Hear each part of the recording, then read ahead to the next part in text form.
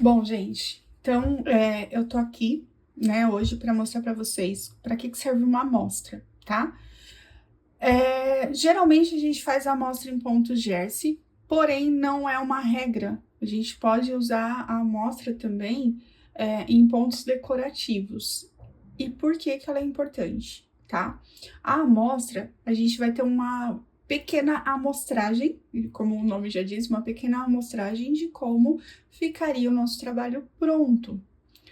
E a partir dessa amostragem, a gente consegue tirar as medidas de quantidade de pontos, né? Transformar centímetros em pontos, tá? Com essa medida de centímetros em pontos, a gente faz todos os cálculos para poder iniciar a nossa peça, tá? Então, a gente vai lá, pega uma peça nossa de roupa, tira as medidas e é com base dessas medidas dessa peça de roupa ou no seu próprio corpo, a gente faz cálculos em regras de 3 para poder transformá-las em pontos, tá bom? Então, a gente transforma centímetros em pontos. Geralmente, a amostra a gente sempre faz em ponto malha, para a gente ter uma dimensão, uma noção de como que vai ser o tamanho do nosso ponto. É uma regra fazer em ponto malha? Não. A gente pode fazer em qualquer ponto, desde que seja o ponto que a gente vai utilizar no nosso trabalho.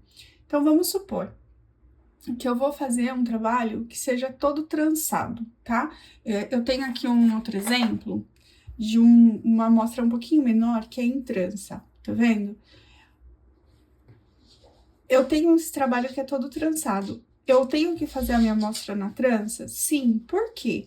Porque o tamanho da minha amostra vai ser diferente de um ponto malha para um ponto com trança, para uma amostra com trança, certo?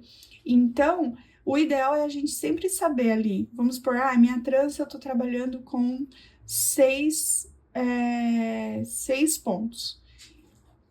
Cada trança tem 6 pontos. E entre cada trança eu tenho 5 pontos. Então, eu sei que eu tenho uma repetição de 11 pontos nesse espaço, né? Uma trança e o espaço eu tenho uma repetição de 11 pontos. E aí, em 10 centímetros, a gente vai colocar a régua, desse jeitinho aqui, e vai ver quantas repetições eu tenho. Ó, aqui no meu caso, na trança, eu tenho uma trança, então 11 pontos, mais 6 pontos da trança, mais 2 pontos. Então, eu tenho 11, mais 6, 17, mais 2, 19. Então, eu tenho um total de 19 pontos aqui na minha agulha, perdão, aqui na minha amostra. Então, eu tenho 19 pontos, e aí você faz a medida também em carreiras. Mas isso é só um exemplo, tá? Não quer dizer que você tem que fazer sempre uma amostra em trança. Você pode fazer em qualquer qualquer ponto decorativo que você queira, desde que ele seja a maior quantidade da sua peça. Vamos supor, a maior quantidade de repetições. Então, eu tenho uma peça que a maior repetição do ponto é em trança. Eu vou fazer uma amostra em trança. Eu vou fazer um ponto decorativo, um ponto em lace, por exemplo, que tem laçadas. O maior número de repetições da minha amostra da minha peça é em laçadas, então eu vou fazer a minha amostra também com as laçadas, no ponto que eu vou fazer, que eu vou executar a minha peça toda. No ponto jersey, a gente pode usar, por exemplo, eu vou fazer ponto arroz.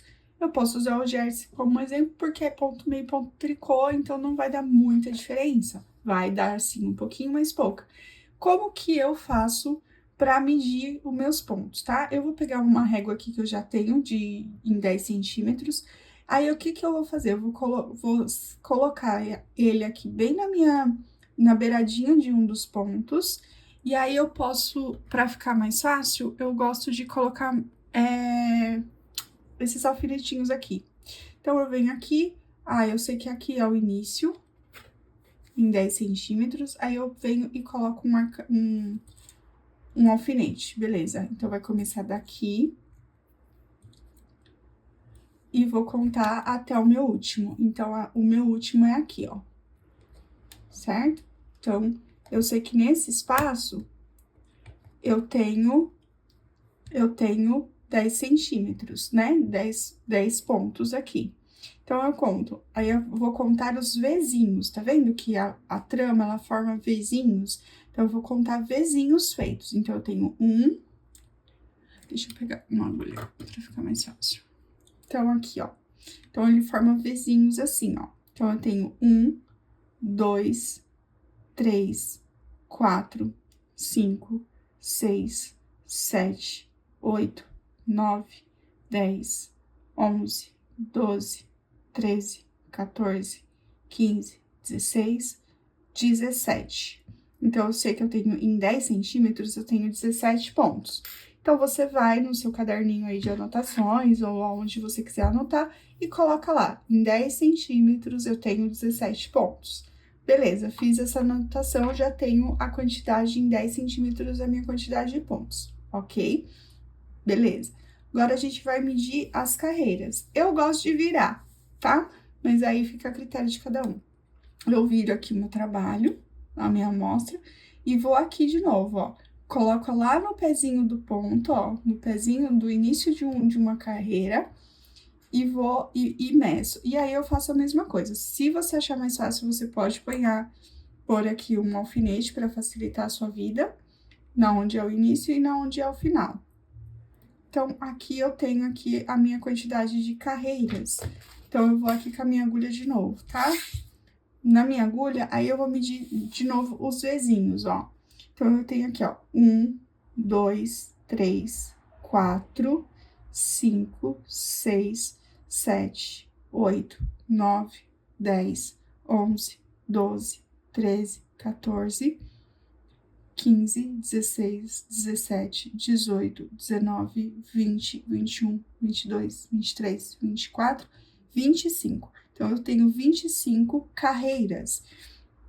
Então, assim, ó, se eu vou medir o Vzinho na horizontal, eu tenho pontos. Na vertical, eu tenho carreiras, tá bom? Então, eu tenho 17 pontos por 27 carreiras. É assim que a gente mede a amostra da gente, tá bom? Outro ponto importante para a amostra, que eu acho que é válido a gente falar. O tipo de fio que você tá trabalhando, tá? Nesse caso aqui, nessa amostra, eu tô usando um fio acrílico. Então, não tem uma necessidade muito grande de fazer blocagem, tá? Agora, se eu estivesse trabalhando com um fio de algodão ou de algum outro tipo de fibra que seja mais natural, o ideal é você fazer a blocagem. E aí vai depender. Você pode fazer a blocagem lavando, que eu acho que é o mais correto. Você lava essa peça, deixa ela secar, estendida, assim, bem certinho, do jeito que você quiser. Estica ela o máximo que você puder, para você ter uma noção de quanto que essa peça vai ceder. E aí, você tira essas medidas. Para acrílico em específico, não tem essa necessidade. Por quê? Porque o acrílico, ele é um fio que ele não tende a ceder. É muito difícil o acrílico ceder, tá? Então, ele é mais difícil de ceder, ele mantém a formação da fibra.